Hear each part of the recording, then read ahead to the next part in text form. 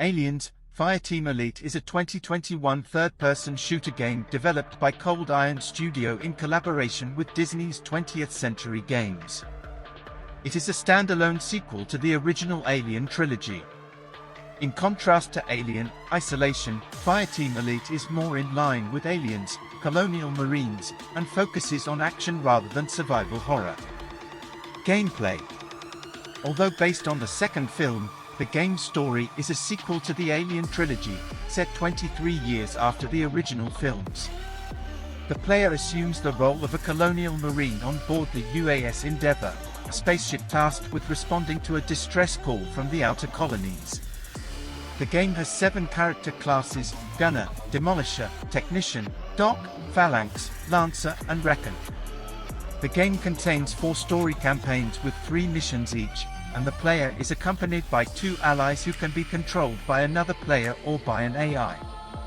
There are 5 levels of difficulty and 20 types of enemies, and weapon customization and character progression are present within the game. Local co-op is not available, though online matchmaking can be public or private. There are plans for post-launch DLC, but there are no loot boxes or microtransactions. The gameplay seen in the reveal trailer and in a hands-off demo has been compared to the Left 4 Dead duology. Plot. In the year 2202, the USS Endeavour receives a distress call from the previously thought-destroyed Katanga refinery station orbiting the planet LV-895 and moves in to investigate, sending a fireteam of Colonial Marines to board the station. The Marines discover that the station has been overrun by xenomorphs. They manage to rescue the sole survivor of the station, Weyland-Yutani scientist Dr. Timothy Hoenikker. Hoenikker reveals that Weyland-Yutani discovered xenomorph eggs as well as a mutagenic substance dubbed the pathogen on LV-895, and have been secretly breeding xenomorphs and experimenting with the pathogen before the xenomorphs broke containment. Determined to find answers, the Marines head down to the surface of LV-895, where they discover alien engineer ruins that were being studied by Weyland-Yutani. They make contact with another Weyland-Yutani survivor, Cynthia Rodriguez, and head over to stage a rescue despite her insisting she is safe. The Marines fight their way through xenomorphs and Weyland-Yutani combat synthetics until they reach the Weyland-Yutani facility, where they discover Rodriguez is actually a mother AI called SNTHYA. Since SNTHYA has gone rogue, the Marines shut her down, but not before she activates Asset Zero. The Marines travel further into the ruins and find that Asset Zero is an intact engineer starship loaded with pathogen that SNTHYA has arranged to send back to Earth.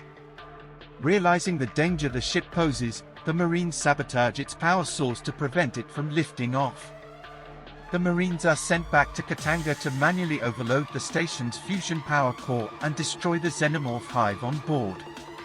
While they succeed, they are forced to flee when they anger the hive's xenomorph queen, and narrowly escape the station before it explodes. Despite the mission's success, xenomorphs and large stores of pathogen are still on the surface of LV-895, and both Weyland-Yutani and rival corporation Hyperdyne Systems are sending forces to claim the planet. The Endeavour and its Marines remain to prevent the xenomorph infestation from spreading and the pathogen from falling into the wrong hands. The prequel to the game is the book Aliens, Infiltrator by Western Oxy, published by Titan Books.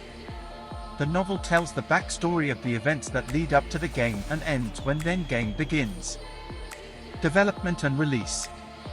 Cold Iron Studios was founded in 2015 by a team consisting of former Cryptic Studios employees, who had previously made titles such as City of Heroes and Star Trek Online. It was acquired by Fox Next Games in March 2019. Fox Next was a mobile game publisher, and intended to use Cold Iron's new Aliens game to expand its portfolio to include larger-scale AAA projects. Fox Next was later acquired by Disney, which sold off the studio to Scopely, which then subsequently sold Cold Iron to Daybreak Game Company. The game was released on August 24, 2021, on PC, PlayStation 4, PlayStation 5, Xbox One, and Xbox Series X and Series S. The first paid expansion, titled Pathogen, was released on August 30, 2022. The expansion introduces 3 new missions, 8 new weapons, additional outfits, perks, emotes and accessories, as well as new enemy types inspired by those from Alien: Covenant. Reception. Aliens: Fireteam Elite received mixed or average reviews, according to review aggregator Metacritic. IGN gave the game a positive review, saying that there's plenty of wild shootouts with swarms of xenomorphs in the game, but some awkward pacing and repetitive level design prevents it from being a classic. Eurogamer praised the way the xenomorphs attack the player, feeling their ability to come from any direction added to the tension. This means that even when you feel safe, and trust me, that won't be often, you won't be, because no matter how fortified your holding position is, some little gremlin will get through your defenses sooner or later.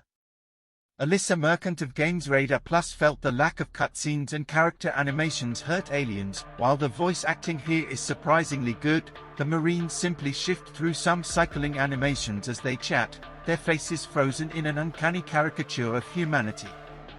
Game Informer disliked the repetitiveness of levels, feeling that the title was lacking different objectives that could make missions distinct.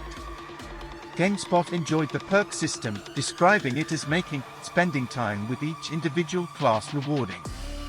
PC Mag praised the visuals as cinematic, but criticized the audio design for being generic and grating. PC Gamer liked the challenge cards, the card-based modifier system, writing that they made each mission chaotic and rewarding.